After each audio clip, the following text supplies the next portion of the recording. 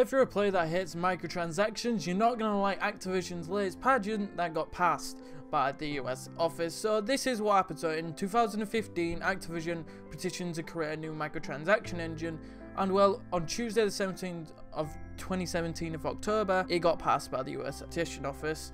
And well, this is going to affect the game in general. So right now, currently, it does not affect any game that Activision has published so far. So COD World War II so far has not been affected, and Destiny 2's Eververse has not been affected as well. But this engine comes in 3 components. So the first one is profiling tool.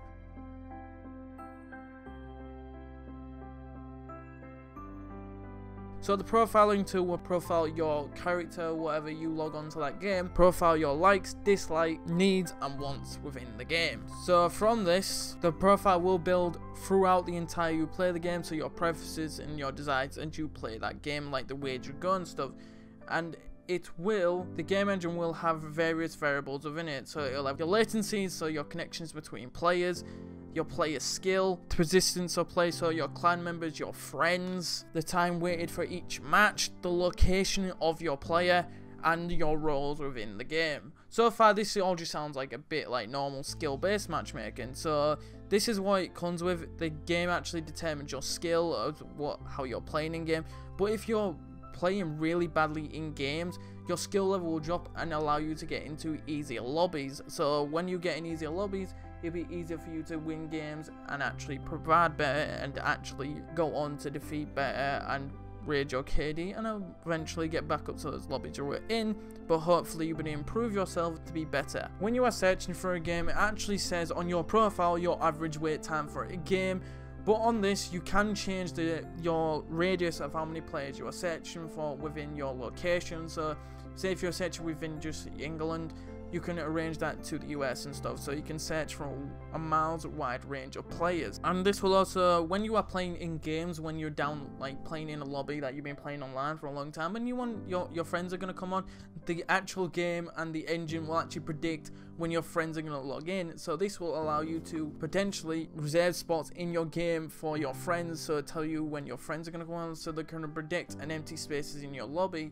to allow your friends to get in to reduce wait time. This all seems pretty good for the engine, but that's just the component 1. The component 1 is probably the best one so far, but the component 2 is the dark side of the engine.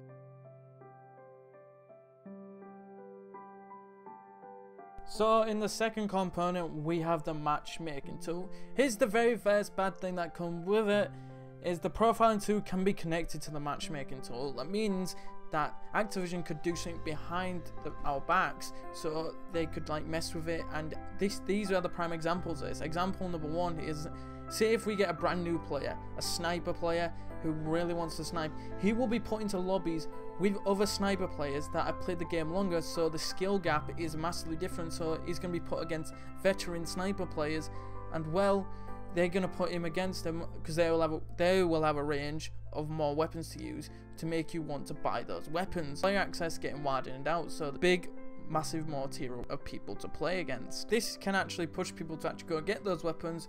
This is what I mean by my second point, is that if a person goes to the lobby, the engine could possibly put you against something with a certain microtransaction that you want to get, or you are getting killed by loads, means that microtransaction is going to get pushed. It's a different way of marketing for them, and they do this to encourage you to purchase the item. If you encourage you to purchase this item so you don't have to play through the game and get it now and then, because they want you to buy stuff from their stores. And this is an example I came up. Say if you get one player and he's going to go into lobby against, say you got a 6 team, you're one person, and the whole other enemy's team of 6 actually all use the same weapon, meaning that they all could use the same weapon, kill it, and you lose to that, making you think that weapon is overpowered or super strong, so they can promote you to go buy that from the store. And it's a very dirty way of marketing inside a game for microtransactions, because it's fine where it is, but not now with this very well, it's an easy way of them marketing, but it's a very dirty way of marketing us as players that want to play the game without microtransactions. So we've come to the third component, which is the payoff tool. So as we learned from the first part, that the engine will profile you, and then it will put you into games to make your gameplay experience. But then it uses the game experience to make you want to buy in-game patches. After purchasing something, your profile will get noted that you did make an in-game purchase, and after this it will highlight on your profile, and then you will get put into games after that to make you feel better about your purchase. So doing this is probably they will reduce the skill level on your profile and on your games you're going into to make you feel good about this purchase, and probably make you want to kill and influence someone else to buy that purchase you just bought. When you are playing these games and when you're just after you made this purchase, it will dictate on what your profile will dictate what you will play next, your next map will be, or what game it will be. So they'll probably do it to suit your new weapon's needs. So this will allow you to be able to, say if you buy a sniper, you will be able to go on in it. Your next map will be a sniper map. So this is a really, really big advantage to you if you buy microtransactions, allowing you to be better overall than the other player base that do not buy microtransactions at all, because when you buy a microtransaction, you're going to get put in easier lobbies. So overall, the engine does this. It profiles you, influences you to buy one of their microtransactions, then makes you feel good about it, and then it ruins your gameplay experience. So tell me down below, what do you think of this new engine that Activision are making? From me, respectively, from a guy who hates microtransactions, I've only really bought some.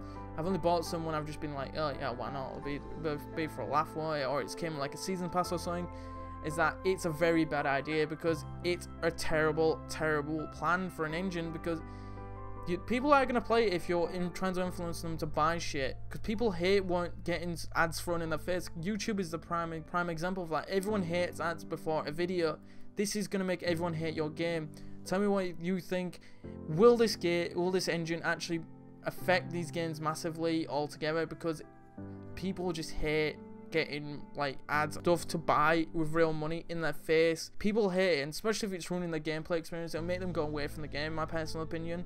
Just tell me down below. If you think I'm all lying about this, there will be a link in the description down below with the notes telling you about their actual engine. So as always guys, remember to like, subscribe, and as always, I'll see you in another video. Goodbye.